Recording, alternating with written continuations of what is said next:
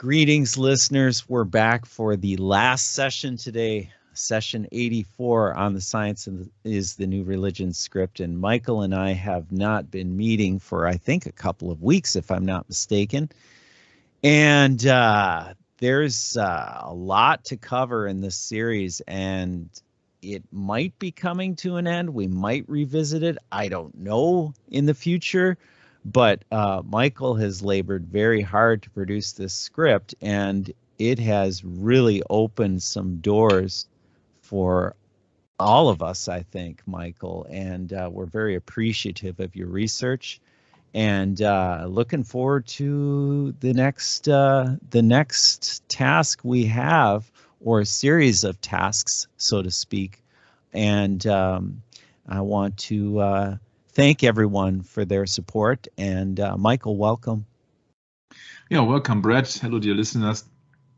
I just want to point out, yeah, there will be some more sessions, but not in that, not that frequently. So I have to do more research, and I got a special request from a supporter who wants me to go into a special item, and I will do so, but I need for a couple of weeks to do so. So this is just the thing that is coming up here in between. And the Science is the New Religion series we will do more sessions in the future, and we will concentrate a bit more on the Bible in the future. And so there you go. This is session 84.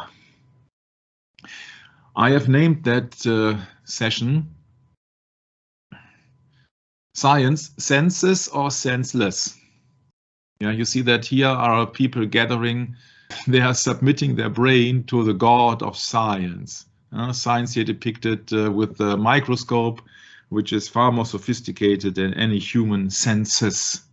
Yeah, so the question is, what is science up to? Because we have done 83 studies on science so far. But what actually is science all about? And to me, to have a summation, or to summarize it right from the start, I think it is the counter-reformation, that actually the church is using the science, or the science so-called, to distract the people. And that's nothing new, of course, but maybe we have to see another approach of it, that people are really sacrificing their brain. And that is the current situation out there, that people are being shut down if they have some own clues, because they have to submit to science. And I don't think that is a coincidence that all these people here are wearing masks. Yeah, so I think never mind, the sky is dark as all can be. Like the storm is coming, it's about to hit. So yeah, you know, a storm passes by quickly, Michael.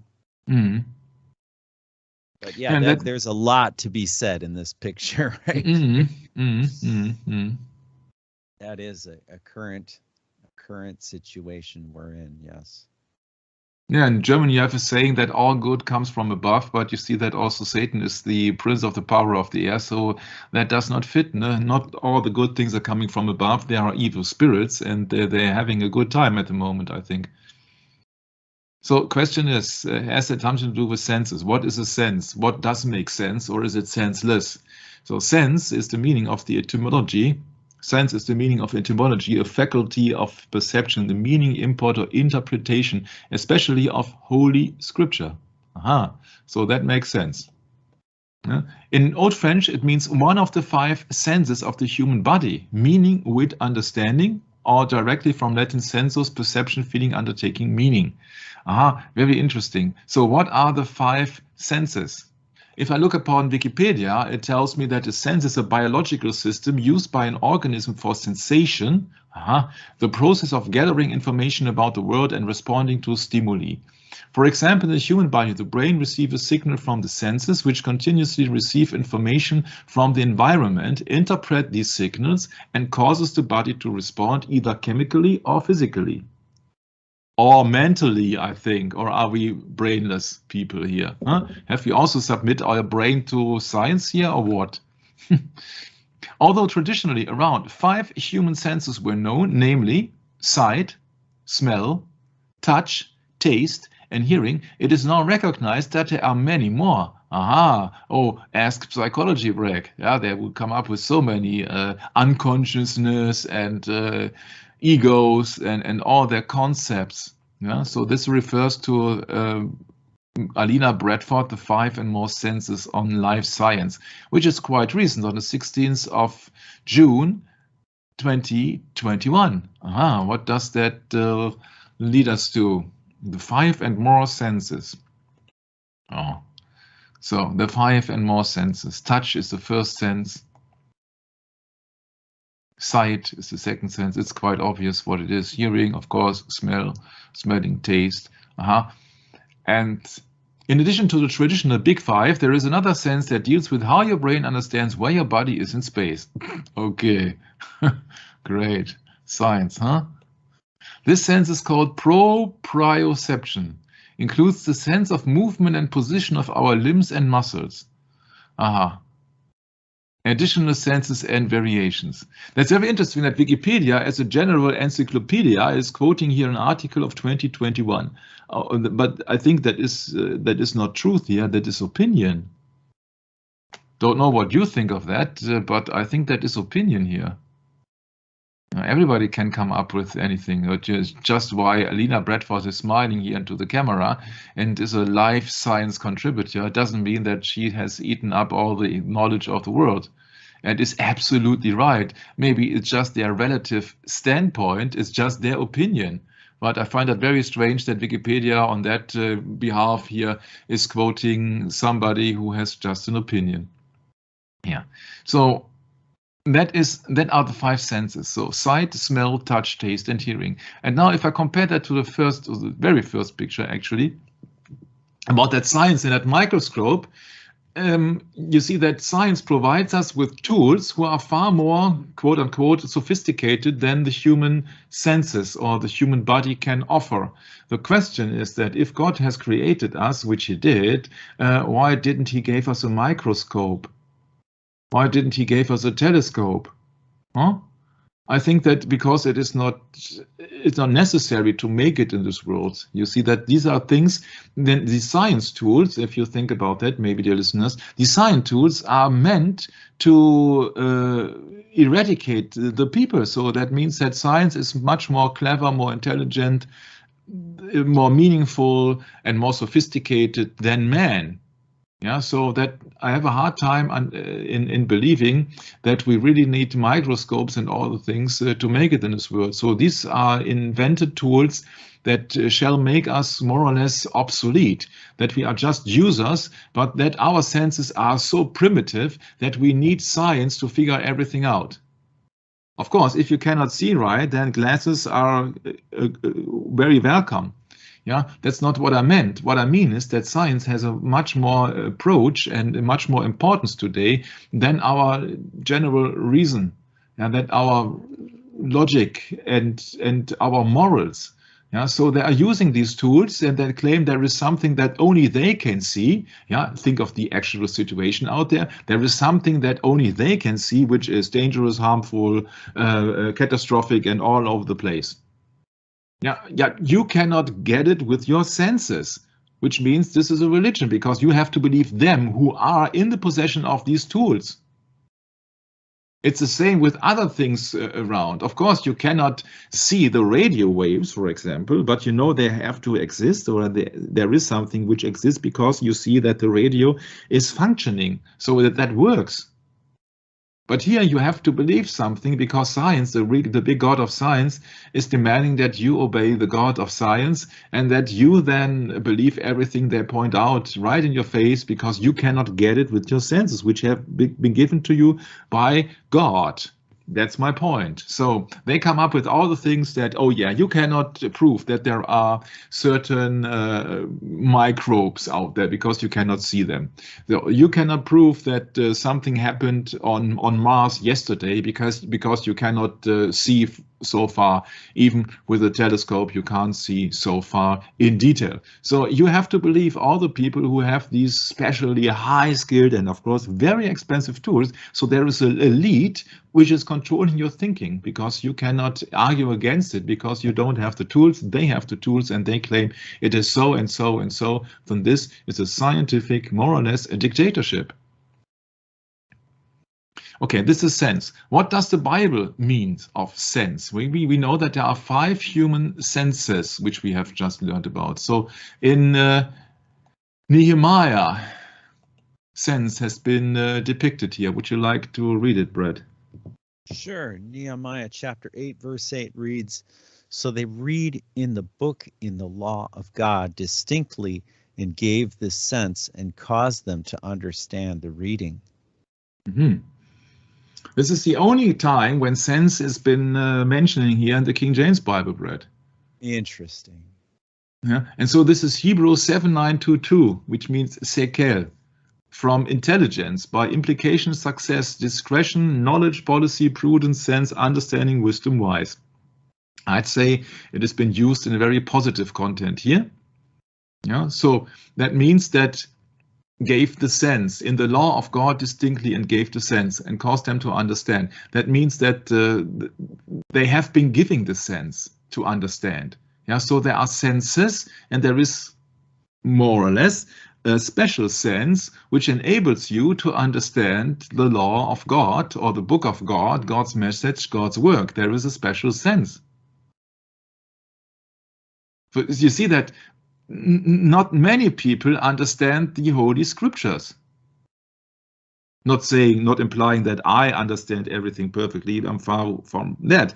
But my point is that only few people are busy with reading the Bible and going into this and doing Bible session, etc. So that the majority of people does not care about the Bible, because it is, for them, it is absolutely senseless, because they got not the sense.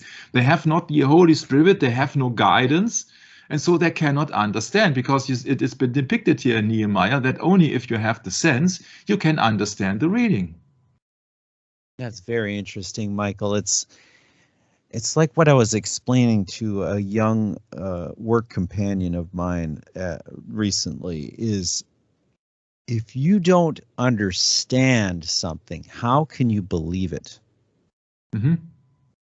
It's just that simple. Mm-hmm. It's nothing fancy. Mm-hmm. Yeah, this is the entire chapter of Nehemiah 8. Yeah, and you see this is the sense being mentioned here. Yeah, it is. You see that the context is the cause to people to understand the law. It is it is all over the place.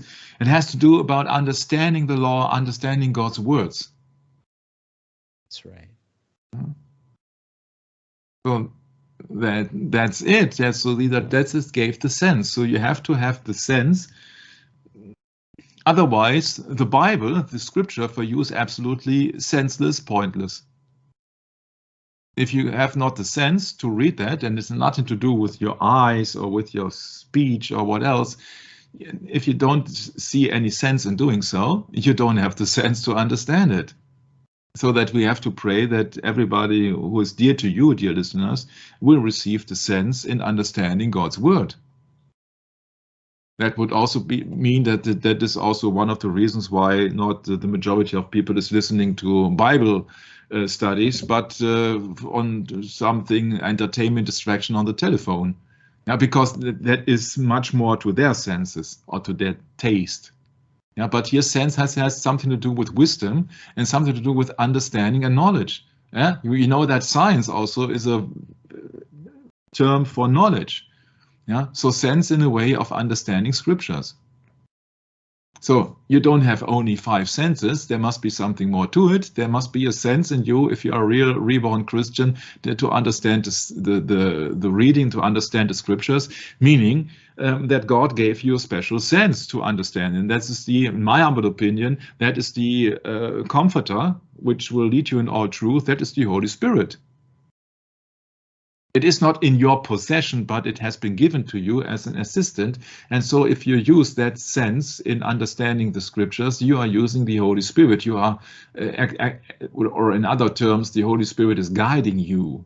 But you have to have a sense in receiving this kind of truth, because otherwise you're not interested in it, you're not concentrating, and you cannot understand the language. Because the sense is missing.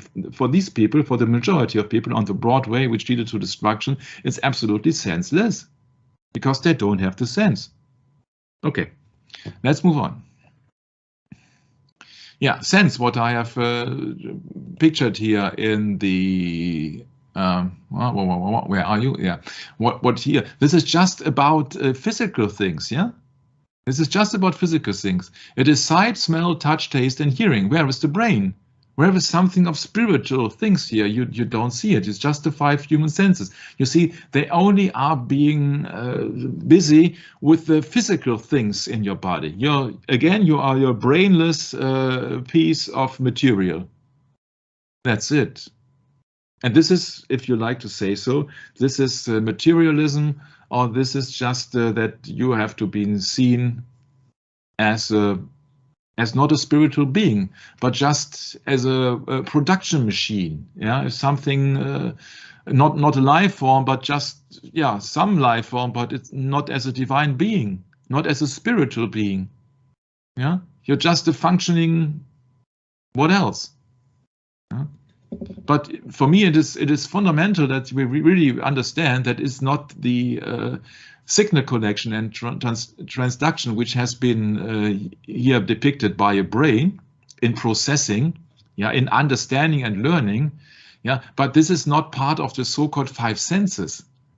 But you see, where is the sense in the 5 senses? You only can see, smell, touch, taste, or hear anything if your brain is receiving something, because that you can smell something, but to decide which is which kind of smell it is, you need your brain to think. So the brain of thinking is also a sense, and so that is senseless to point out to people who are absolutely unbelieving in that we are spiritual beings. So there must be much more to it, which of course is not of interest for Wikipedia in general, not of interest.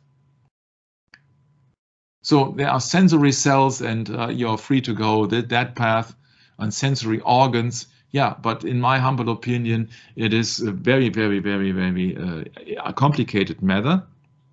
You see that all these things are coming up. Okay, this is the psychology, of course, which is here depicting the symbol of Neptune or Poseidon on that regard, and he's also the god of dreams and all the things, and the god of deception and so many things. It's just deception. They cannot talk about anything divine. No missing anything God. No missing anything spiritual. It's also missing. So they only stick with their physical things. It's just simple biology, as if we would be some kind of matter. Okay, let's move on. Therefore, as science sees you, that you just consist of some senses and a brain which is processing all that senses, I have a hard problem imagining that science has something to do with morals, because I think that science has been used nowadays to control the people in very broad terms, because it lacks moral. Because if we have been depicted as some matter with a brain, or some useful tools, or some functioning organisms, but not as divine and spiritual beings, then we can not only be manipulating, but you see, the morals are missing, because we are being judged by science as just organism, and not as a moral being, and not as a ethic thinking, but just at the age of reason. And now you can imagine yourself which direction I'm heading to, at the age of reason, so that everything has to be reasonable.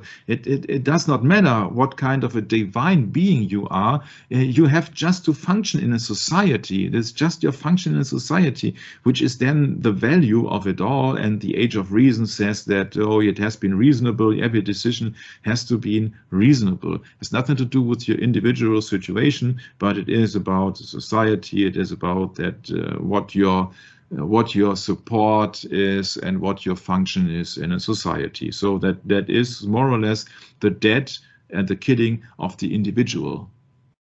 And why did I come up with the Freemasons with Arthur Pike and Morals and Dogma? Because I think that all these counter-Reformation tools and also these sects, these Freemason tools, these orders, these secret societies, they're just seeing the people as a matter together with brain. That's why they have absolutely no problem in treating people like they are, because they have their own morals and dogma, have nothing to do, of course, with the Bible, which you clearly see in the depiction of the symbol on that cover book of Albert Pike, yeah, with the triangle, with the sun rays, yeah, with the double-headed eagle.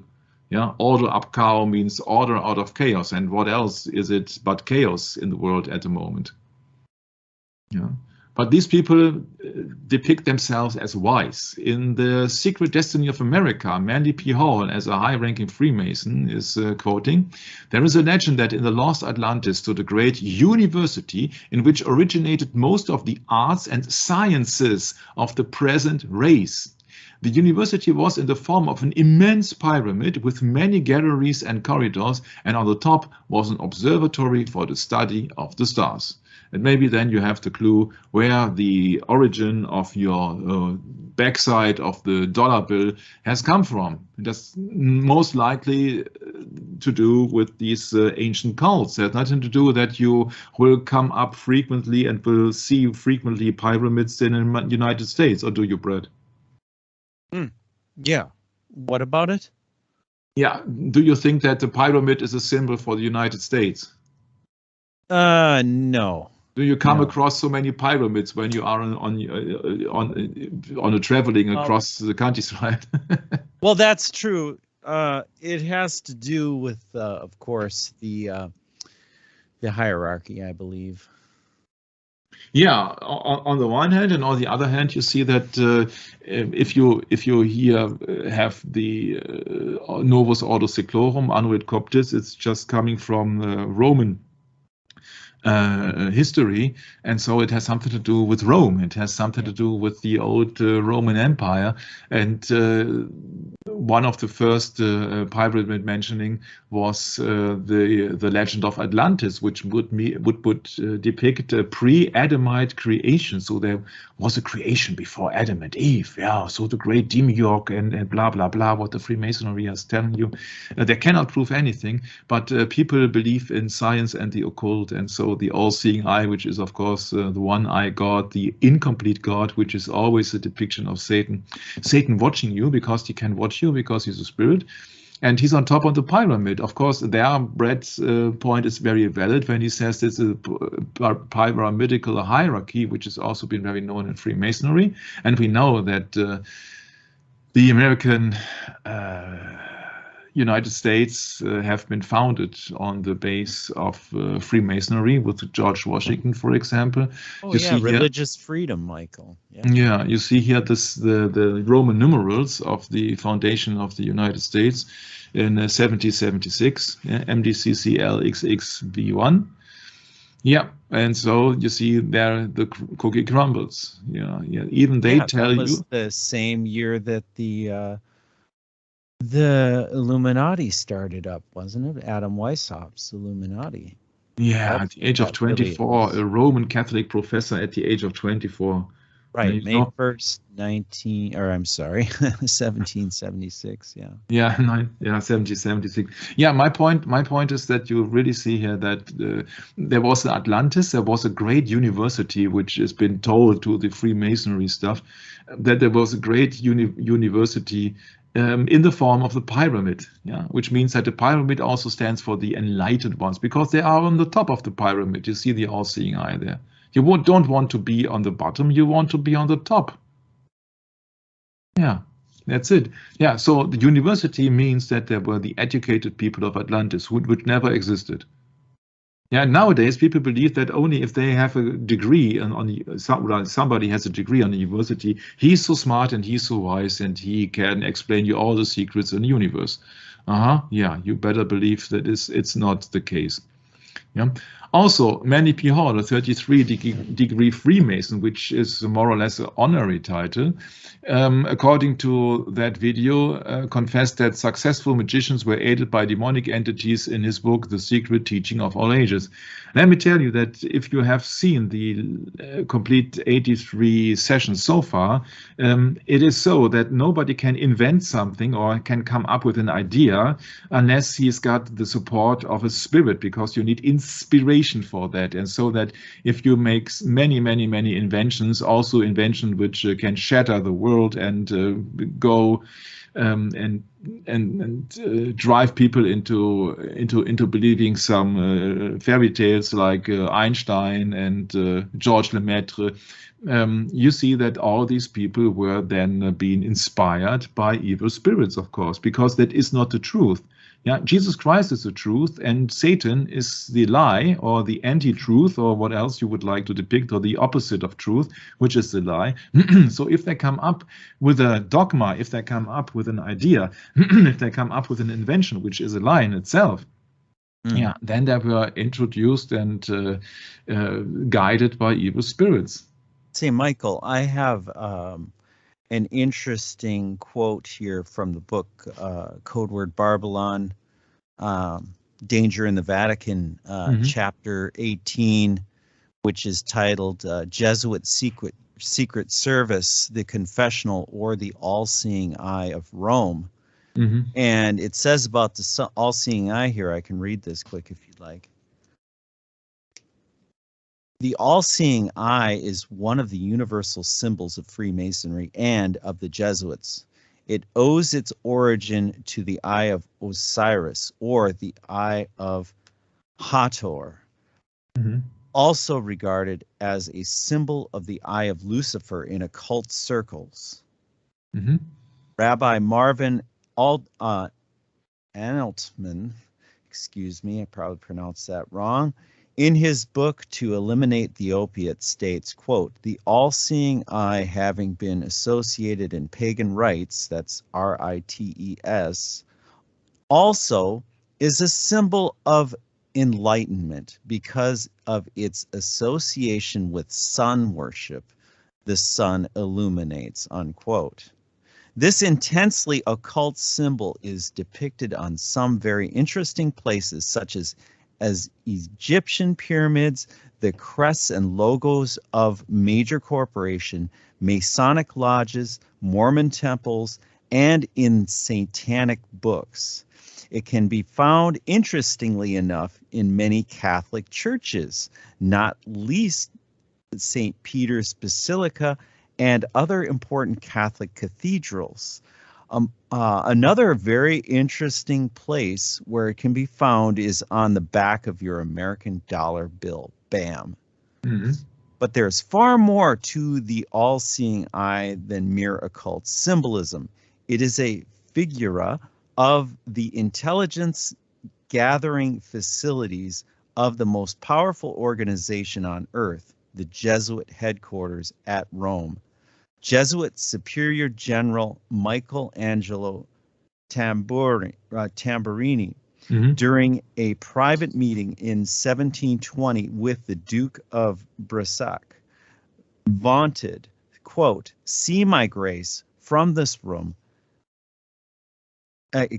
from this room, I govern not only Paris, but China, not only China, but the whole world, without anyone knowing how it is managed, unquote.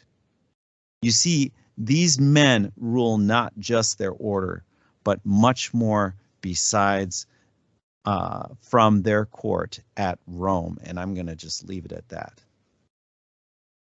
I mean, we could go on and on and on.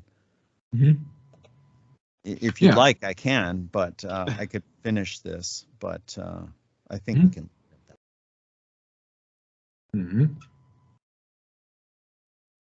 Yeah, you see that university means the institution of higher learning, a body of persons constituting a university, from université, university, from medieval Latin universitatem, nominative universitatis, the whole aggregate in Latin, corporate society, from universus, whole, entire, see, universe, Aha. Hmm. Yeah, that's the thing. So that actually mean that university is an institution of higher learning and comes from universe, means the entire things. Universal, huh? University. And you don't think that, you really think that there are some Protestants universities anymore, huh? When universe especially also points to the Roman Catholic Church, because Catholic means universal. Hmm. I don't know if etymology knows it. Universalis, yeah, belonging to all together, entire. Universal, yeah, but universal Catholic means universal. And so you got your university, the city of the universe, university. Yeah. Okay, interesting enough that Brett, I don't know if it is suitable if you proceed with reading. I don't know how long the article actually is. Oh, it's not that much longer. I Okay. shut the page, but let me Oh, I'm sorry. get that back here. I think I said here we go. I will continue. So I'll go back a couple sentences just so we can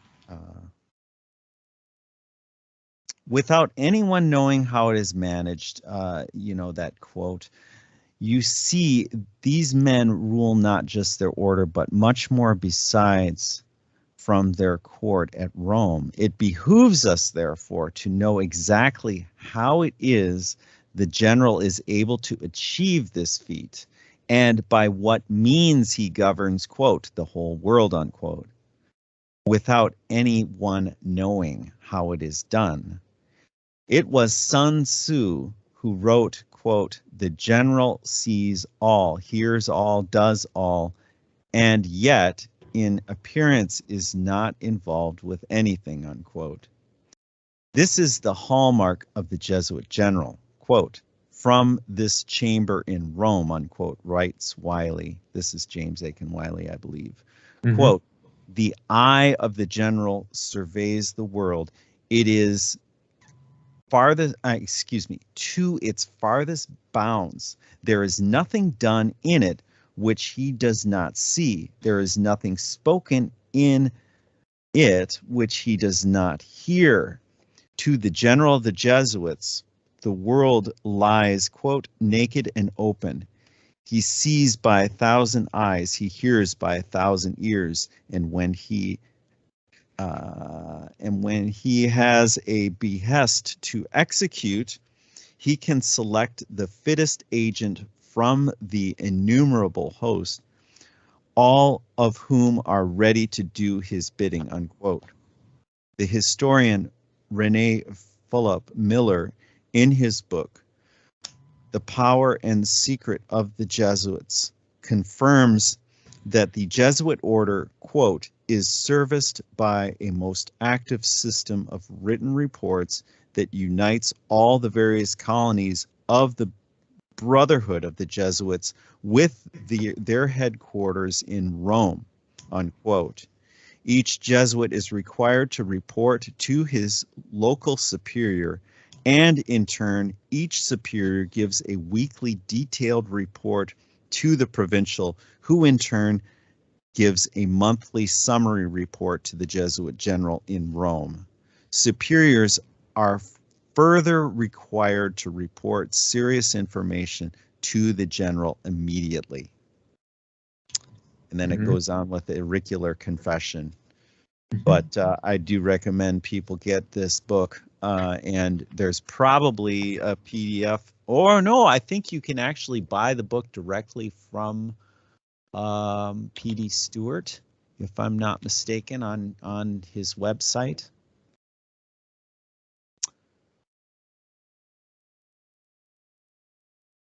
Yeah, that is that very book here.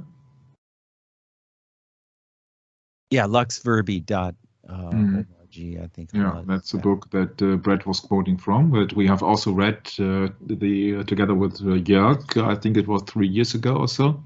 Yeah. Yeah, that was that. And let me show you one thing. If you spoke about the 1,000 eyes, what monitor actually means, or to monitor something, it's of course a Latin word. I'll show that. Monitor. An overseer, instructor, guide, teacher. Yeah, so an overseer, somebody who's higher ranked than you. Yeah, and so monitor, for example, or the term of the 1 eye or the 1,000 eyes, it's nowadays it's a camera that people are being in public places being surveyed with the use of cameras, which is a 1 eye symbol. Sure. I made several sessions about that in German, about television, which means that is a vision from far away, and you see these are all the eyes, one eye, another eye, etc. It is never 2 eyes together, it's just only 1 eye, and this is just the surveillance everywhere, that people are being controlled. Now, of course, for their safety, peace and safety, that's the big goal, yes. Yeah, you see there are pros and cons, but actually they don't prevent anything, you see. But it's just also things that you don't be aware of, maybe some, you don't see them that much. But I think that you will see them much more in the future. This is a 1 eye symbolism. Okay, so once again, of course, every invention can be used for evil too. And most of the inventions are being used for evil, of course. See that all the ideas you got have been created in your brain. But as far as I'm concerned, you need inspiration. You need a spirit who's guiding you into things. Okay, let's move on. This Albert Pike, a leading Jesuit and of course Freemason in the 19th century, declared with 3 wars per plan. The final war, which being agitated in the press right now between Jews and Arabs, Lucifer's pure doctrine would be seen. What I think is it's highly likely that something is going on at the moment. That is highly likely that it is the pure Luciferian doctrine, and that is not Sunday worship, because Sunday worship has just been pointed out by the Roman Catholic Church, but it's just a veneration of a day, or in a certain way in the sun god, the veneration. Yeah, that's the ancient Roman Church, Michael. Yeah. But you see that this is just a summary which most likely comes up from the Seventh-day Adventists. Nothing against Seventh-day Adventists, but I think they are very, very focused on the Sunday worship. I think there are some more things coming up in the future, but I think that we need some more sessions to go into this. But the third war will be about religion. Yeah, you see that is my highly estimation. Right. Yeah, so that is about what do you believe, because Satan wants to be worshipped. That's the point. And so he has to control the majority of people, because as in the old times, it is now in the actual situation and will be in the future, that people will be blinded by Satan and blinded by the science of Satan, actually. That's the problem. Yeah. So that people really think they are so smart, they are great thinkers. These are philosophists, anthropologists, and educated people coming from a university, graduated people, and they think that only they have stuffed their brain with much information. The problem is, if the basement of your information is incorrect, like the Big Bang, then the other trees and other branches are also not correct, because it is the general idea which is false. That's a problem. And so that you don't have the compass, you don't know which direction and you think you are smart and you think you are reasonable, but the problem is that if your foundation is corrupt, then also the result must be corrupt. So if they put some corrupt thinking and corrupt science in your head, and you need that and you use that as your basement of, or your foundation of your judgment, then your judgment will be wrong.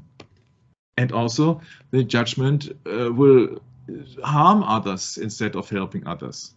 So that is my problem. See, that science does not provide us with truth. Science provides us with doctrine.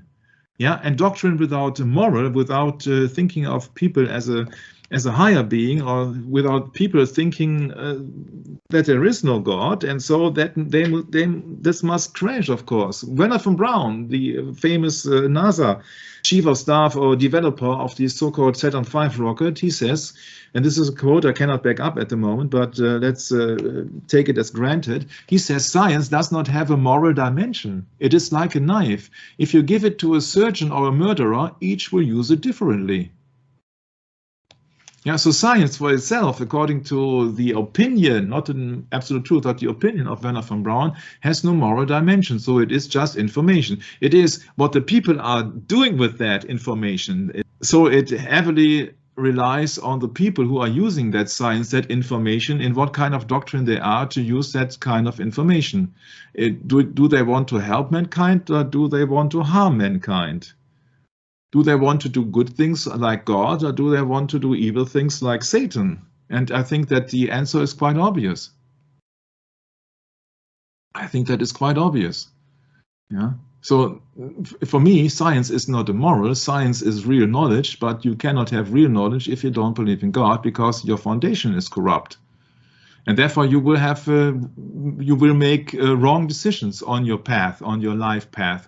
Your path of life. You have wrong decisions because you think that, oh yeah, you're so smart, and the world is just a bunch of coincidences, and there is absolutely nothing to worry about because you have to live your life in full bloom. Yeah, I like to say so with all the flowers here. Yeah, but that is not so, because then everybody sees himself just as a subject and as egoistic, and nobody cares about the other. It's just that, oh yeah, I got a pretty wife, and yeah, I stuck to it as long as she's pretty. Yeah, it is just egoism and nothing to do with real love of somebody else. If you really love somebody and somebody gets older and less attractive and more ill, yeah, you stick with it because you love that that girl or that boy or that man or that woman or that grandpa. Yeah, but nowadays it's age of reason. That means that if you don't function in society, you're worthless. They don't care about you as being made in the image of God, but they see you as just a production machine. If you're not productive anymore, if you're too old, if you're sick, and what else, they have to get rid of you because you're just costing money. And you see how evil that conception actually is, and we'll see that in the near future. We see that in the near future. Yeah, it's all about numbers at the moment. Oh yeah, this number is that high, that number is this high, and that state has that number, and so percent, etc. Nobody talks about the individual or something like this. So that, oh yeah, this woman has to keep up with their 2 jobs and to feed the baby, and this guy is caring for his older parents, and so no, it just numbers. So percent of this, and Washington State, and so on. See, this is all code. This is just numbers. This is just a bunch of mathematics. It had nothing to do actually with science. And of course, I'm referring to the, you guessed it, Georgia Guidestones once again. Yeah, these so-called 10 new commandments, or the 10 commandments of the New Age. Yeah, and somebody had logic thinking here. He depicted here a satanic pentagram, not even a Luciferian, but a satanic pentagram, because the arrow is pointing down. Yeah, that's it. Yeah, God is superstition. Yeah. 666, yeah. Okay, you can use the right symbol in the wrong context, you're free to go. But this is just like the stones that Moses received in Exodus chapter 20, the 10 Commandments. And I think it is not by coincidence that also in Denver International Airport, it's been a so-called stoneware there, and very, very strange things with the time capsule, yeah? With the time capsule, which shall not be opened until 2094. And I got a problem with that because I don't know if in 2094 everything is okay here or has been crumbled down. So the similarity is that in Georgia Guidestones there's also a time capsule. Interesting. To be opened on, and you see there's a blank space. So we know that the United States were being founded from Freemasons. Yeah, and now compare these Georgia Guidestones with a time capsule. Yeah, time capsule placed 6 feet below the spot on to be opened on. Don't know.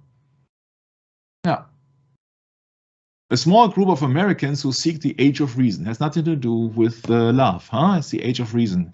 Something to do with science, something to do with big numbers, and you have to serve a purpose to exist. It's the age of reason. Yeah, and then you got here this time capsule again on the Denver International Airport. What does the Denver International Airport tell you about your future? Denver International Airport paintings. Yeah, that's your future.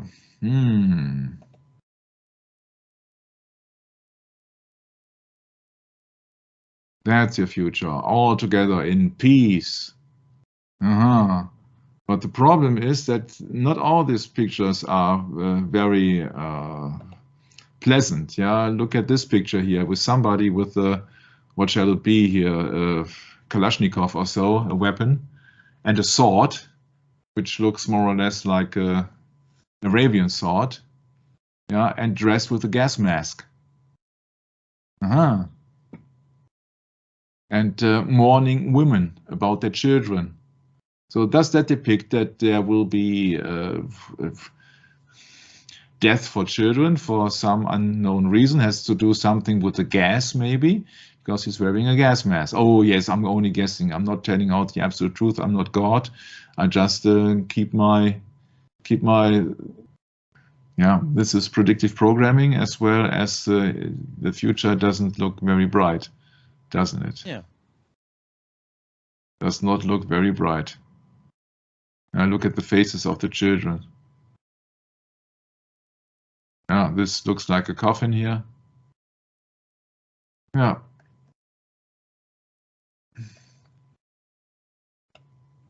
Yeah, that's the very picture I meant. Yeah, here the rainbow, which then here is when it reaches the guy, has become transparent without any color. And his sword is pointing towards the dove, and dove is a symbol of peace, usually, and also the Holy Spirit, also. Here you see some rainbow is supposed to be part of the new covenant that that God made. Forget now where it is in the New Testament, I believe. Yeah, and here it is peace, that everybody is and here that soldier is lying down now here, but this is peace. All mankind is celebrating peace.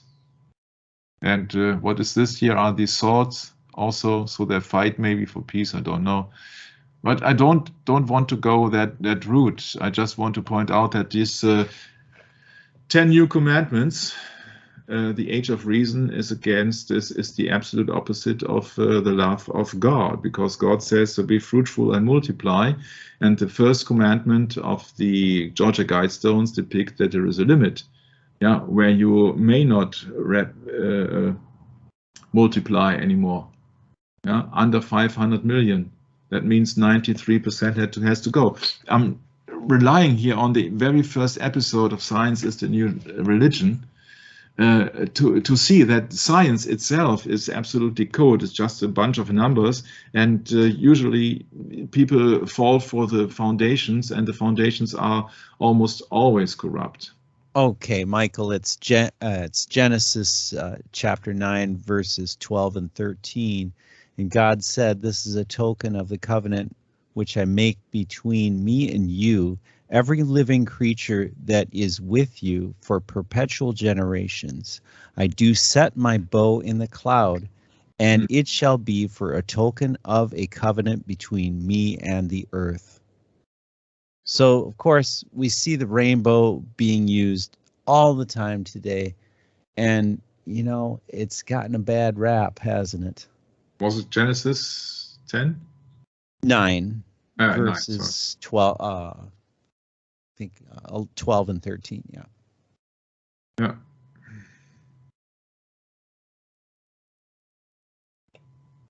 Yeah. Right. Mm-hmm. Yeah, this age of reason, you see that it has something to do with being against the commandment of God. Yeah, God says, okay, be fruitful and multiply, but this is the absolute contradiction. Guide reproduction wisely. Yeah, but we know that the fear of the Lord is the beginning of wisdom, and so this is without God. This is science, so-called. This is Romans 1:22. Professing to be wise, they become fools.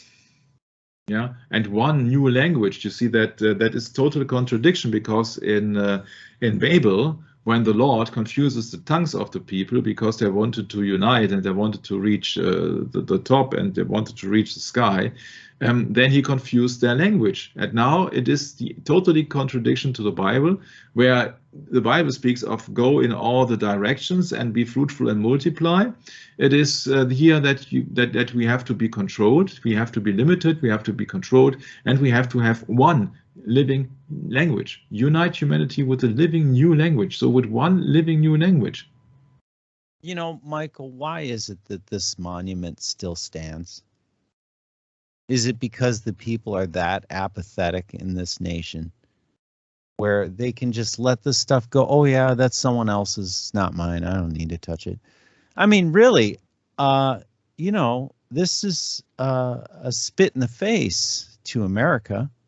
We should smash this thing into smithereens. All of it. You see, that is your opinion, Brett, as you are a Bible-believing Christian, but the majority of people, they think this is reasonable. That's a problem. Yep, you're right. I can't argue with that.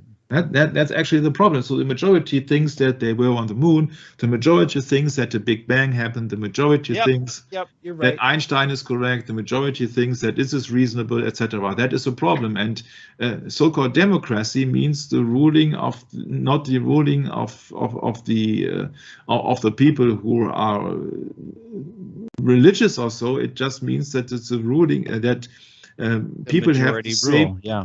Mm-hmm. Yeah, it's the rule of people of the uneducated, actually. Correct. Because majority of people only wants to be entertained. They don't want to be educated. They just want to be entertained. You know, that's the problem. They give up their brain for the God of science. And if science tells them that it's reasonable to limit the amount of people on this earth because the earth cannot feed anybody or something like this, has not enough oxygen, has not enough this of that, and etc. And the earth pollution and all the arguments that are coming up, it is A, in total contradiction to the Bible, and B, it is in line with that kind of thinking that the elite, by the use and by the help of science, is putting in the brains of people. That's a problem. Actually, people many people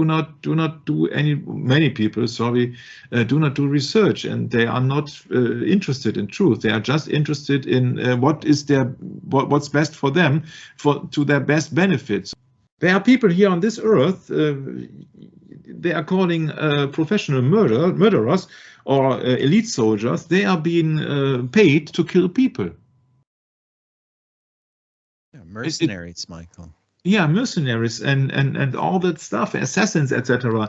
Yeah, so these people are making high figures of money, but they don't care because they don't have morals, they don't have empathy, they don't care. They're just about me the entire day.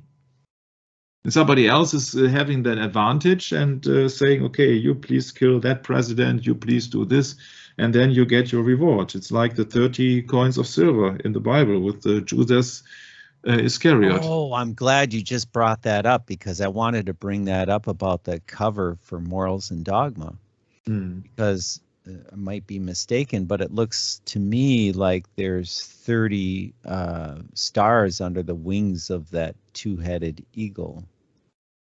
So, yeah, 30 pieces. Okay. So for the introduction page. Oh, okay, I see. Yeah. Yeah, you see, this is a set of 10 guidelines. What do you think that is a coincidence that there are 10? Could it be 8? Could it be 9 or 12? No, it had to be 10, because it had to be the mocking of the of the stones with the commandments that Moses was receiving on the Mount Zion in the book of Exodus. The 10 guidelines, engraved. Engraved, I got a chat with a German sister, Jasmine, last night, and she told me, do you know what engraved means? Engraved means written in stone, means this is law. Yeah, so that is engraved means on the Gauja guidestones means that is their law. It is not only guidelines, but law. In 8 different languages, 1 language on each face of the 4 large upright stones. What for? Because you see they proclaim they have 1 new living language, so that in the end it just there will not be Arabic language or Spanish language or what else, but 1 new living language, so that everything means something else. So you cannot criticize anything according to George Orwell, Eric Arthur Blair, because you don't have any words to express your feelings. Because it is not allowed. You see, that would be hate speech or what else.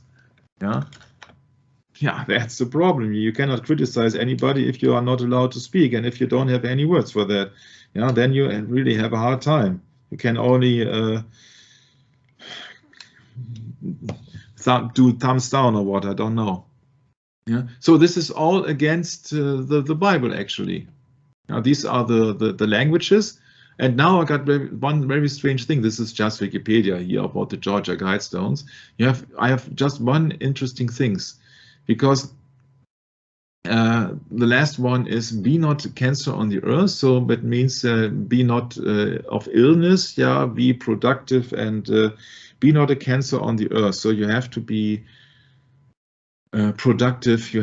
They have to have a reason why for your existence, and that's pointing out that I think we have told that last time for the death panel, that you have to will put you for the trial, and they will ask you to name a reason for your existence, otherwise you'll be terminated. These people think that Terminator is just a movie from Arnold Schwarzenegger. Oh, I don't think so. I think that to terminate has been used also in other contexts of the University of Georgetown about fundamentalists. And if you really like that session here, you are a fundamentalist. You're a Christian fundamentalist. Yeah. So that means be not a cancer on the earth. Then we will see what comes up with it. But the Bible is very clear, because these are the 10 commandments in the Bible, or the part of the 10 commandments. It's very clear. Thou shalt not kill. Kill means rachach, means to dash in pieces, that is kill a human being, especially to murder, put to death, kill, manslay, murder. Yeah. So either by accident or on purpose, or by the order or by the authority of somebody or something. Yeah, you see that it's not allowed to destroy, not a creature of God. Yeah, but people, you see that how many people are there who have absolutely beaten up to death somebody, and all the soldiers are professional murderers. That's their job, to kill somebody. If it is for attack or defense, but it's their job to kill. It's everything against the Bible. And I know why I have come up with soldiers. This is the buckle of a belt of the German so-called Wehrmacht, which was the German army in the Third Reich. You see that swastika, that sun symbol here, that cross. You see that Roman eagle here, and you see here the engraving, which means Gott mit uns, which means God with us. Yeah. So which God they are talking about when they were supposed to kill? Not the God of the living, but the God of the dead, or the God which prefers death, because he can only bring destruction. This is no joke. Voltaire, Jesuitically trained, said if he would destroy the Christian religion, we must first of all destroy man's belief in the Bible. Yeah. And so our media has been controlled. And if the church wants to promote a certain doctrine or a certain scientific theory, they control that with their net of media power. And so that they had a secret treaties in Verona and Vichy, where they said that the issue, the head of the matter is to destroy the Bible. the Protestant Bible. And they try to use science to destroy the Bible, actually. That's the big thing of it.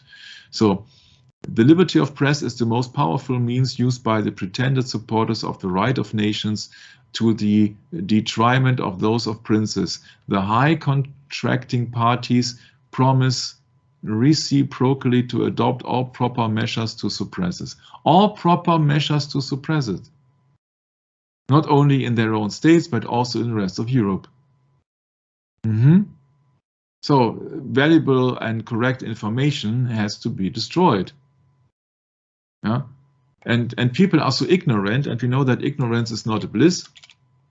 That's interesting you bring that up, because isn't that happening now in 2022, right as we speak? This article you just mentioned in the previous slide there. Yeah, that is just That's from exactly.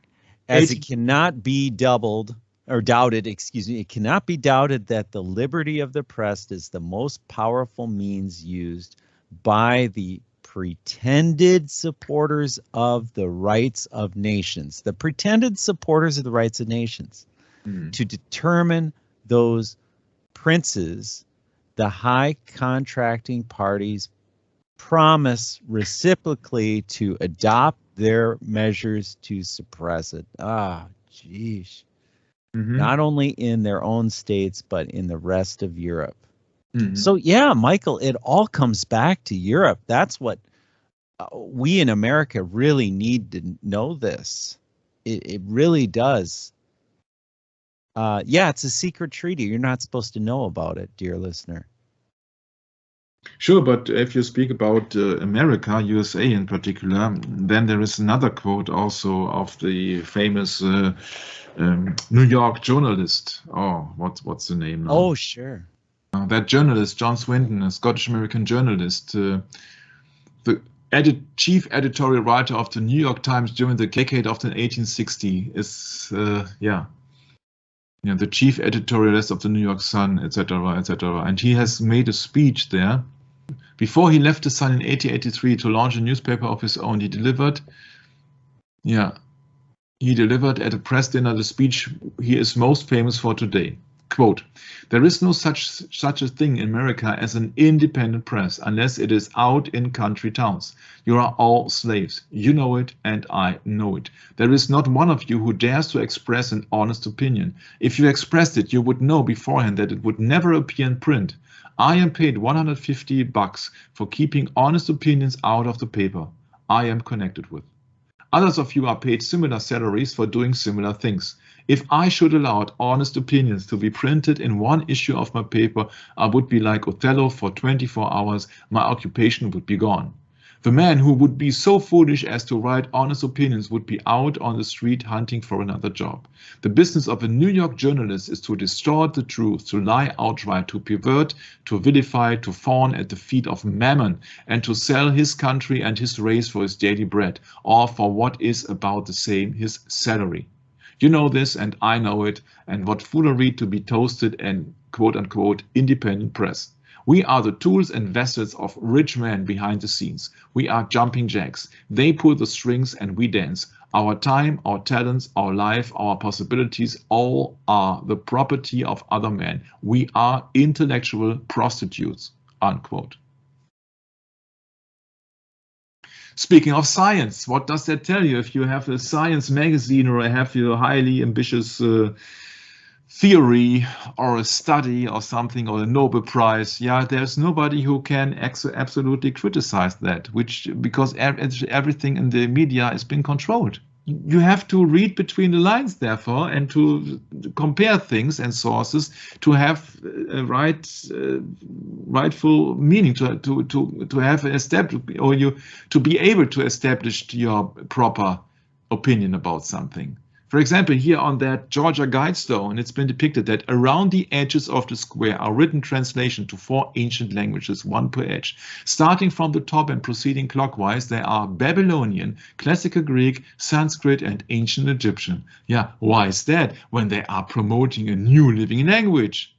Because they rely on the old artifacts, on the old ancient religion.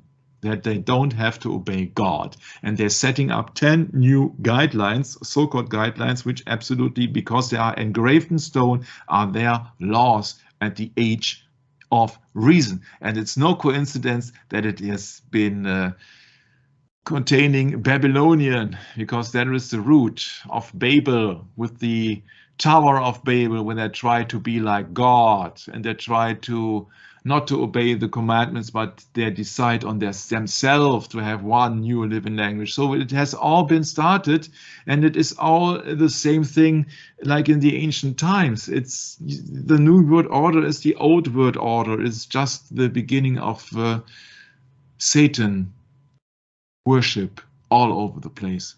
It has nothing to do actually with the Roman Catholic Church. It's just a vehicle. It is Satan which shall be worshipped all over the place, all over the earth. And therefore he has to come up with his own creation, a creation of a new thinking, of a new age, of a new court, of a new laws, and the creation, of course, of new humans, or what else? And people are very ignorant, like in the 1984, when George Orwell says ignorance is bliss. Yeah, you see that if you come up with some real useful inventions, many people said, no thanks, we are too busy. I love this one. The square wheels. Would be a good cover, I think, also for a session. Yeah, we are too busy. Yeah. Because you see that these people are here, they cannot think of their own. They don't see the benefit of knowledge, or real knowledge. Yeah, they are too busy because they have to keep up. They are constantly being entertained, and they think that their purpose is to work very hard, and they don't see that if somebody would hand them over a tool, that things would get more fluently. They said, no, sorry, but we are too busy.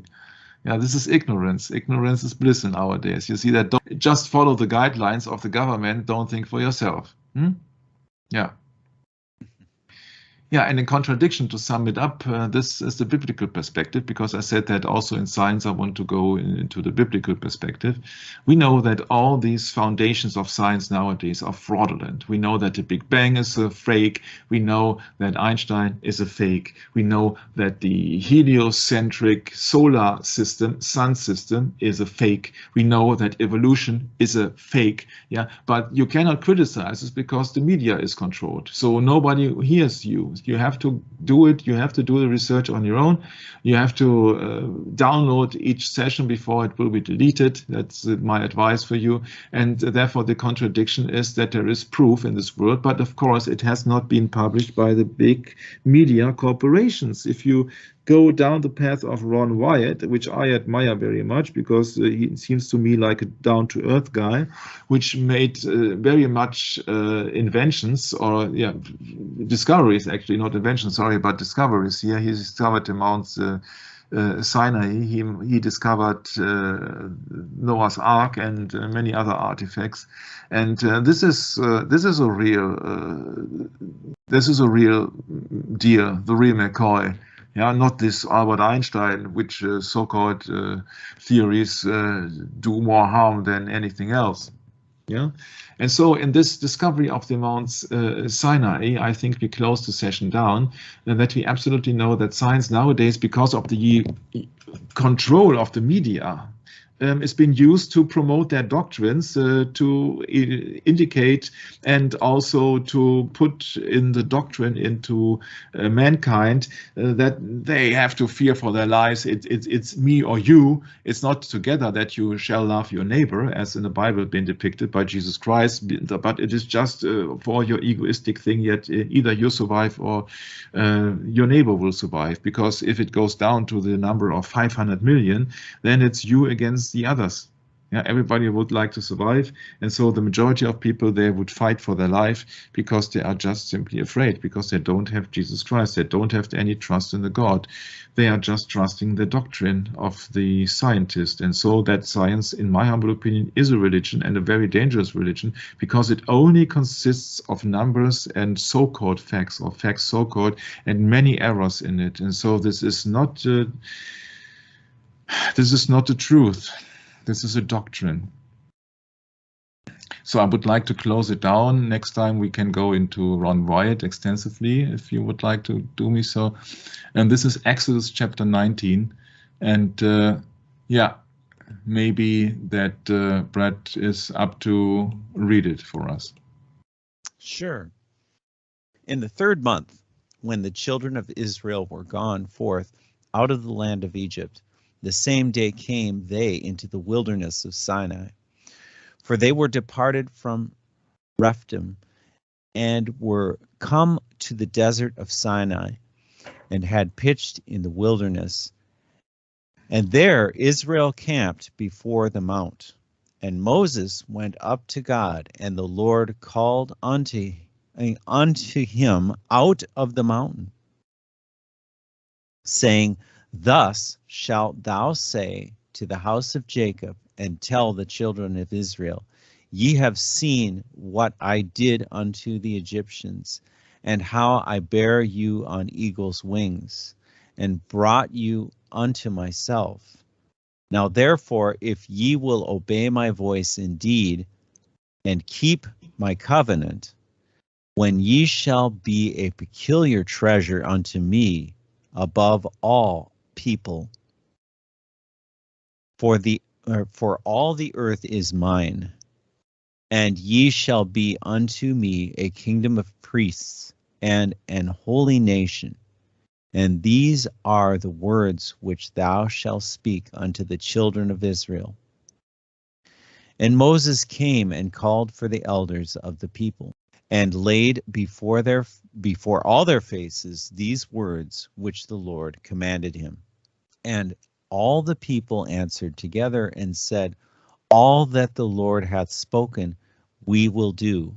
And Moses returned the words of the people unto the Lord. And the Lord said unto Moses, Lo, I come unto thee in a thick cloud, that the people may hear when I speak with thee, and believe thee forever. And Moses told the words of the people unto the Lord. And the Lord said unto Moses, Go unto the people, and sanctify them today and tomorrow, and let them wash their clothes, and be ready against the 3rd day, for the 3rd day the Lord will come down in the sight of all the people upon Mount Sinai. And thou shalt set bounds unto the people round about, saying, Take heed to yourselves, that ye go not up into the mount, or touch the border of it. Whosoever toucheth the mount shall be surely put to death.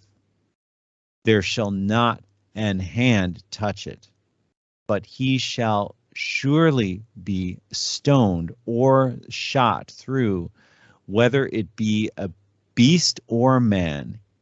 It shall not live.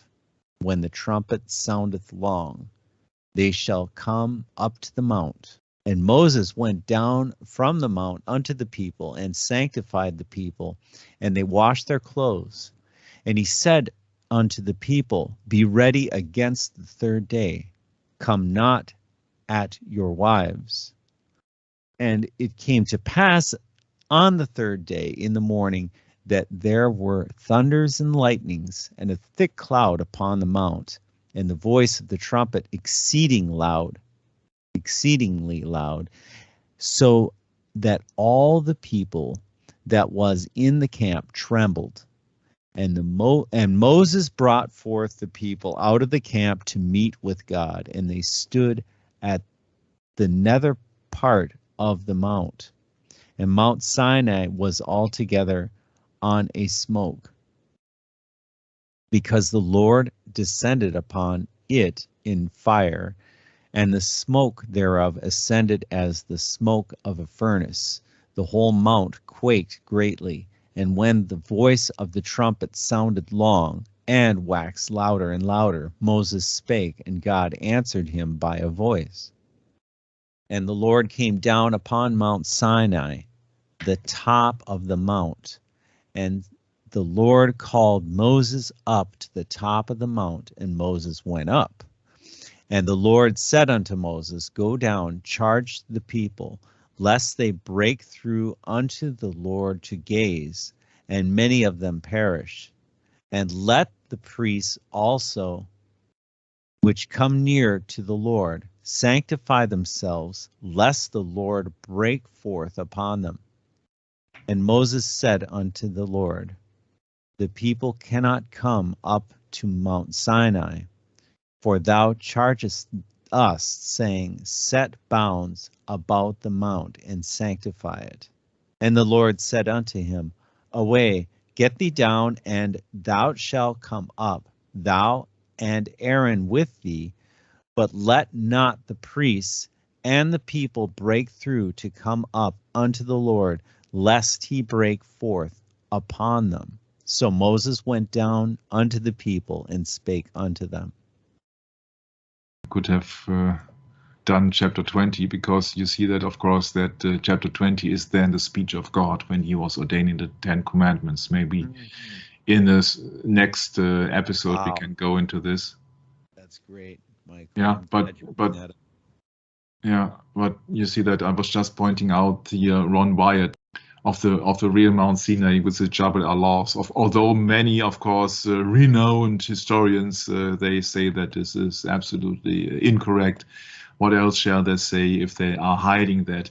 You don't find that information about Ron Wyatt usually in the mainstream media. No television director, no television series is pointing it out, and so this is just hidden from plain sight. Yeah, these artifacts are there in Saudi Arabia, for example. The Ark of Noah has been found, but you see that you're living in the Antichrist system, and they try to suppress all the valuable information, where the Ark was and how big it was and where it has been when it has been found, by whom it has been found, and etc., etc.